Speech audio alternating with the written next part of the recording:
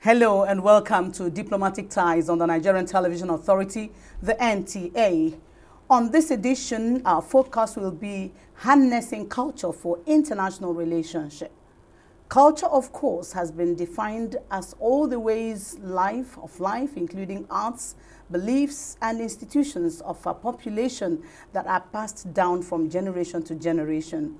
It is a known, irrebuttable fact that culture has been called the way of life for an entire society.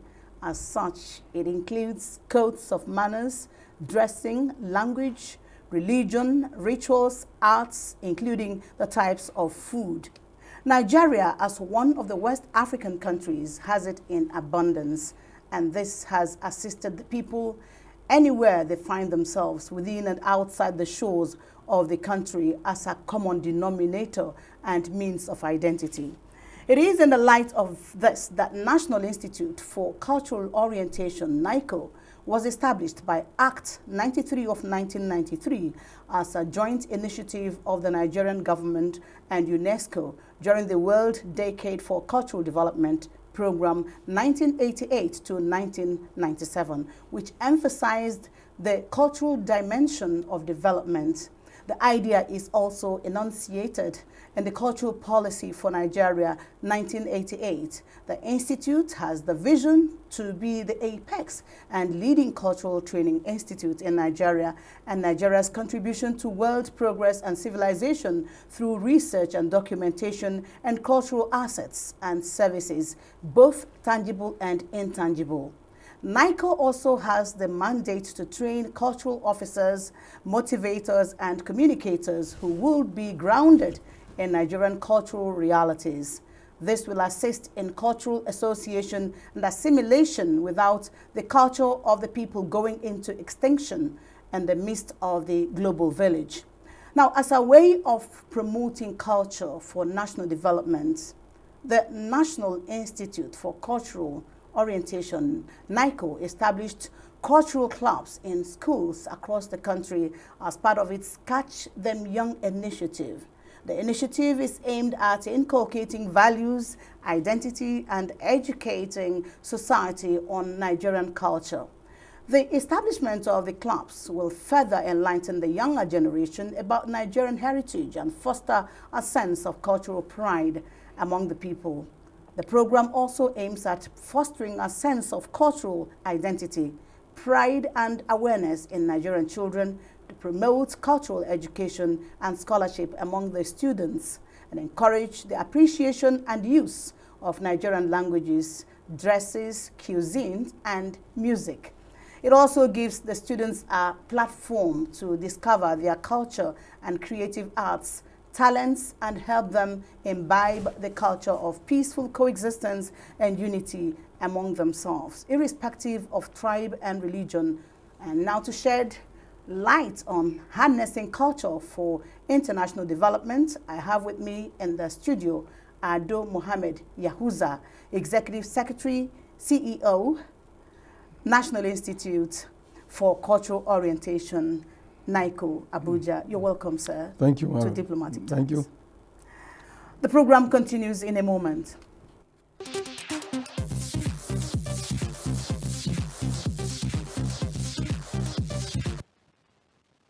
Once again, you're welcome to the program, sir. Thank you. Established. Culture is a way of life of the people. Yeah. Now, the founding fathers of Nigeria had this culture of honesty in public life. What's your take on this? Well, I think you've already said it. Culture is about entirety of life. And, our history has demonstrated that culture is not static. Culture is dynamic. In the past, why probably our leaders were honest, were at least more honest than what we have now, is I think because of the training in culture. because the way they were brought up culturally, the way they were brought up by their parents with all the values, the norms, of the culture of their society. And of course, they stick to that. And secondly, with the little invasion, of foreign culture then, because the level of the invasion now cannot be compared to that time. And of course, yes, if you say the culture, which of course including the religion, they do what is said, so that they do more of what is right and what is not right. I mean, what is good. And of course, yes, the role of parents, of guardians, in terms of coaching to put you in line, within the context of that culture. In those days, it was very good. And even in way, our system of education, our even system of sport. In those days, you go out, you had fair groups, you have a young man or a young lady, you interact with your fair group. Most of the things, those plays and games, and cocktails teaching you is about being a good person. So that people internalize that kind of norms, those kind of ideas, that kind of values, to grow up with. That's why I think, to a large extent, our leaders those days were more honest. Not that even here, now we don't have honest leaders, we do. But definitely, in those good old days, our leaders, they made sure they did this to ensure that there was no deviation from the next generation. That is us. Yeah. Now, how is this culture of honesty and the handling of public resources being passed down to the people? Well, honesty cuts across everything. It's part of the culture. Like in Nigeria, you have a multicultural, multi-ethnic society. In those good old days, when parents sees you, living a lavish life over and above your income, they will call you. They will ask you questions. Where did you get this money? Where did you get this? But you see, we're talking about international thing. This thing is becoming internalized from the international system. Yeah. People today, they don't question your richness. They don't question what you do. They allow you, very few parents, In fact, these days, people want always, they don't care what the child is going to learn. They are looking for a blue chip company. They are looking for, a big job. They are looking for, in fact, even from the educational system, people pay money in so-called miracle centers for WAEC, for all these, for just their children to pass. They don't care that this is morally is wrong, culturally is wrong, but they allow that. So there's this, kind of erosion of the culture, of the values of those old days. Just go out there, get anything, come back and put it on the table. They don't care about how you got them. Yeah. That's what it is. So that's why in those days, because you know very well, when they see you with something above and your means, your income above your... You mentioned the church as well, the religious... They question you, either in the church, either in the mosque, either in your neighbors, either your parent. People will question, begin to even run away from you. But today, people don't care. Suddenly somebody become a rich man, a poor man become a rich man, people will just gravitate toward the person. They don't question the means and the ways, he goes that thing. It's not that he inherited it from his parents. Now, another attribute of the founding fathers of Nigeria is rendering selfless service to the nation. Yeah. What has the country benefited from this? Of course, the legacies are all here. The legacies of those our leaders is here. The institutions they created, the infrastructure they created, the people they created themselves. They are all here. The only thing is that with time, some of these things are getting old. We need regeneration, of those institutions, they have already created, so that we too, at our level now, we will go. And then our generation, next generation will benefit from it. So obviously, these people have done. And you see, society is not starting just like a boom like that. It happens. It comes over time. So all these things we are talking about were created by some people sometime who have already gone, our forefathers politically and all that. So we are to now march into their shoes so that we'll be able to create more. And then, of course, align ourselves with the changes, situations, in the world, so that we'll be able to keep something for the generation to come. That's what it is. Okay, the two attributes of selfless service and rendering,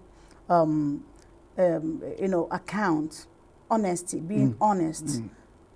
these attributes stood Nigeria out among the Committee of Nations. Is there anything your institute is doing to bring the culture back to our public life, that's Nigeria's public life? Yeah, of course, that's when you are introducing NICO, you say something about culture clubs. Yes. We believe we need to ingrain this, in the psyche, of our young people, our children. So we feel that we need to go to secondary school, primary school, to teach our children the values of our cultures. Nigeria is lucky. We are a diversified country, we are multi-ethnic, multi-religious. The diversities we have in this country is an advantage. So we need to go to all those schools to try to teach our kids, those values. They grow with it. In terms of dress, in terms of the cuisines you are talking about, in terms of belief of the right thing, the morality of doing or otherwise of doing something. We need to do that. And this is what the cultural clubs were established in doing. And of course, yes, we also have teaching indigenous languages. Indigenous languages are not just languages, verbal speaking or communication. These are vehicles, these are keys, for separating values and norms and culture of our people. And those values and norms are very, very good. So we need to imbibe into that. So that's why we are teaching, we encourage people, even adults, to go back to learn their indigenous languages. And apart from their own mother tongue, they also learn the mother tongue of other Nigerians, because we are so blessed, we are so many. But it's because the danger right now is that the elite, we don't teach our children our own traditional, mother tongue. You grow up, you speak English to your child, the father speaks English, and they grow up with no any serious value of their own culture. They are divorced and they're uprooted from the organic link, between culture and then value and then action. You get what I'm saying? Yeah. So that's why we are now encouraging, we teach in 3 different segments. We teach what we call indigenous language in the barracks, indigenous language, August edition. We also teach people in all the zones. We have like about 15 centers. We encourage people to learn so that they will be able to get the value of the language, so that they will be able to be good citizens. Because communication is key. Yeah, very key. And of course, our own motto is that harnessing culture for sustainable development in Nigeria. So I think that is part of the thing. We do more, but this is inside the Catch Them Young initiative of your agency. Yes. And now, another way of life for the people is that Nigerians have this culture of being their brother's keeper. How has this played out on the seeming insecurity in the country? Well, I think you see, this insecurity issue is international. It's not just Nigeria. Because it's all over, from Mali to South Africa, from South Africa to Zambia. It's all over. But I think, coming to that, people have been trying. You can see increasingly, some 5, 6, 7 years ago, what was happening, you were here in Abuja, the Boko Haram people came and attacked a whole, security headquarters, and then all that. But today, what we have gradually, things are going down, and people are realizing there are many refugees we got in other places, people taking them in. The government, state and federal government are doing fine in terms of providing, some, reliefs and all that. So I think generally, we have that. But you see, you have to understand one thing. In any country, in any society, you always have misfit. Yeah. Those bandits, those kidnappers are within us. But you always, in history, you always have a thief.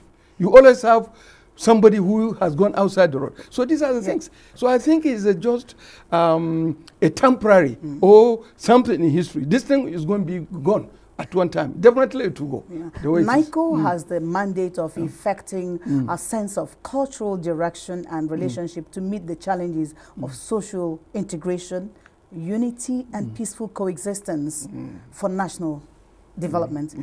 How far has your outfit been able to achieve this?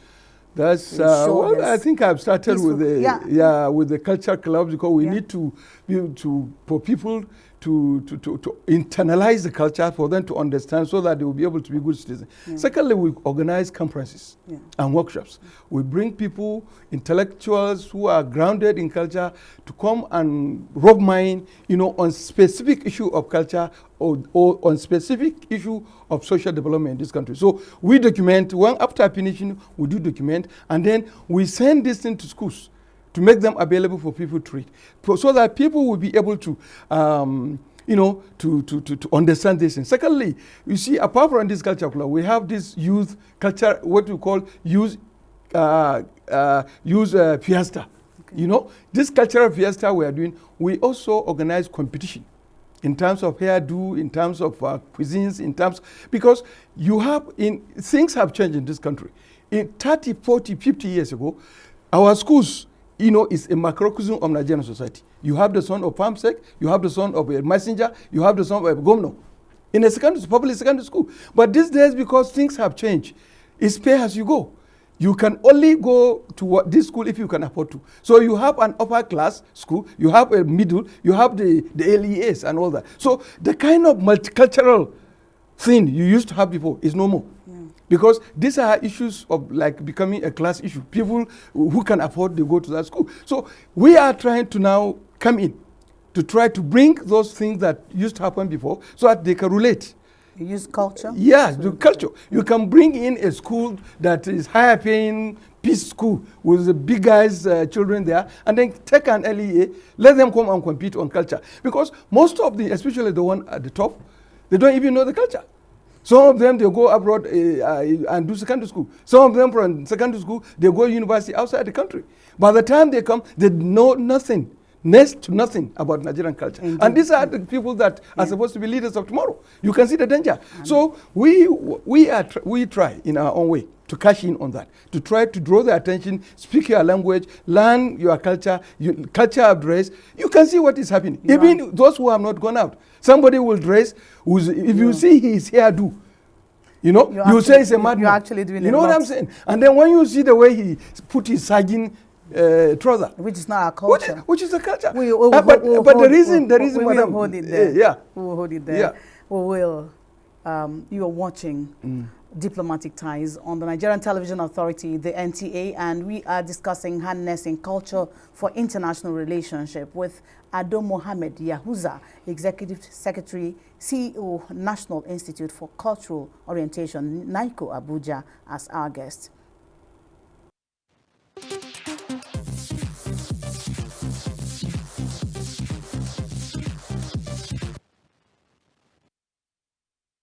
Staying with us.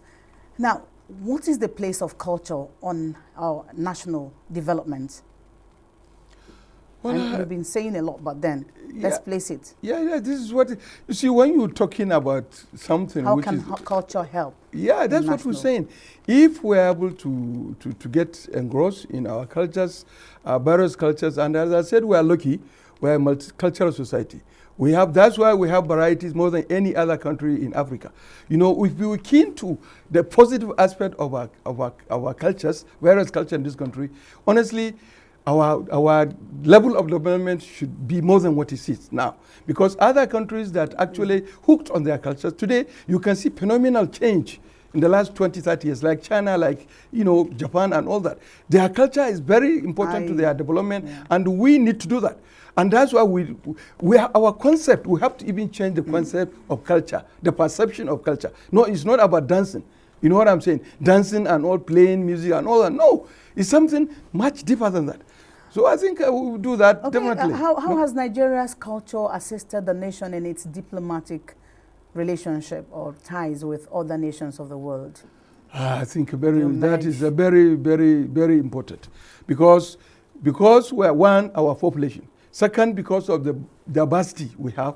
Anywhere you go, you find a Nigerian doing something good or another. And people always look up to. In fact, they're mistaking other countries for Nigeria because we are so much resourceful. In this, you go to some of these countries, you find, when you see African restaurant, if you go there, you find it is a Nigerian. Either is dishing, white soup, what do you call it, bakery, atiwedu, or he's dishing something even about Nigeria. Have you heard about that famous Nigeria so jollof they rice? identify, the other countries identify with that, because one, we had the advantage of being many. Second, we have the advantage of being resourceful. And that is why I think, even last week, I was in Mexico, for for this UNESCO Cultural Policy Conference. Over 135 ministers of culture were there. Over 168, countries were there. Some of them represented, by big, high-profile officials. But you see, we did presentation on at the panel. The way people come. In fact, by the time I was wearing Burberry Gala this, I become like, they would drag me here to snap. Everybody wants to drag me to snap. And the reason is not because I'm special, it's because of my clothes. And in this country, this is a national dress. We have more. We have other dresses. If we encourage them enough, that thing is good for us. Because what is diplomacy? It's about appreciating, other countries appreciating what you do so that you have a good relationship for a stable world system. I think that is it. So we have the only thing, and we are doing, like our organization, other organizations are doing, the only thing we hope, we want to intensify so that our own perception about culture, change, so that we will see it as something which intrinsic, is something which it has some link, even with science and technology. You don't sit down. There are people there, their own thinking is so archaic. They will think when you say art and science, it's like watertight compartment. No. Culture itself, is in science and technology. The way you conceptualize, the way you do things, it gives you idea of what to do in science and technology. So there's no debate. And the way people look at it down, they need to raise it and look at it, something very important. Yes, and I think our policymakers are doing that. I wanted to ask you, do you think there's any need for cultural orientation in Nigeria? Definitely. If there is none, then I'm jobless. There is, because increasingly now, this is what we discussed in UNESCO. There's a lot of, social media engaging in our cultures. And those of us in the third world were at the disadvantage. You will sit down here in your parlor. Your daughter or your son will take his handset. You will travel to one corner in America where they are doing that thing. You wouldn't know. So we need to do the control. We need to, to do orientation to make our children understand the dangers, of going into doing all that. Social media is fine, but definitely it has to control. But you don't do the control by law. If you sufficiently, bring up your child very well, there are certain things on his own or on her own will know it's not good. So we need to do that. So what NECO is doing is to try to remind both parents and the other Nigerians to understand the need, for cultural orientation, so that they will be able to avoid the avoidables, because the international system has become a jungle because of the revolution in communication. Because of this e-communication, so we need to do that, and it's become more imperative now. It's an enormous task, and I know NICO cannot do it alone. You have partners, or? Yeah, we have. You have NGOs. Even UNESCO has NGOs. There are NGOs who are, there are NGOs who are inside the whole thing. And of course, yes, we have sister organizations. One way or another, our work somehow, overlap. But definitely, it's something surmountable. I think something that we're doing. It's a work in progress, and I think we'll win. Now, on a final note, give your advice to Nigerians on the preservation of cultural identity in its diplomatic relations with the Committee of Nations within and outside the Commonwealth countries. Yeah, I think my advice is obvious. Nigeria, we must understand Nigeria is a multicultural society. And this gives us advantage over and above other countries. So we should use effectively these are cultural identities, for national and international relation, for international and internal development. Because like I told you, today if, I used to say jokingly, if today we dress different Nigerian dresses today, we go to any other forum in the world, we're going to be the cynosure of that forum because we are so rich. Some other countries, they only have single or two. Our own, we have so many. Like the English one. Yeah, it's predictable. They were just suits. So, but when we dress these people, and when it comes to cuisine, the same thing. Even in Africa, let me tell you, I say it jokingly, I'm an old man, but young man today, if you stand by the university gate, he want to sample and get a wife. Yeah. He will get different types. Yeah. Tall, slim, black, yellow, but other countries, they don't have. But it's so kind of. You get what I'm saying? We are so much, we so should appreciate the very culture. well endowed. Yeah, we should appreciate the cultural resources we have in this country. We will take it as something very important, and that is why the world, we never, even politically, they don't ignore Nigeria, because Nigeria is a great country. No one ignores Nigeria. Yeah. Thank you so much. Good having you, Ado Mohammed Yahuza, Executive Secretary, CEO, National Institute for Cultural Orientation, NICO, Abuja. Have you come on the program? Thank you, madam. Thank you. Now, it's been quite interesting getting to know how important and impactful Nigerian culture is, and efforts being made by National Institute for Cultural Orientation, NICO, the agency vested with the responsibility of promoting Nigerian culture for national and international development and relationship in registering Nigeria's culture on the diplomatic scene. Thanks for watching Diplomatic Ties. Another edition comes your way same time next week. And on behalf of the crew, this is Nancy Godiangone who's saying bye for now.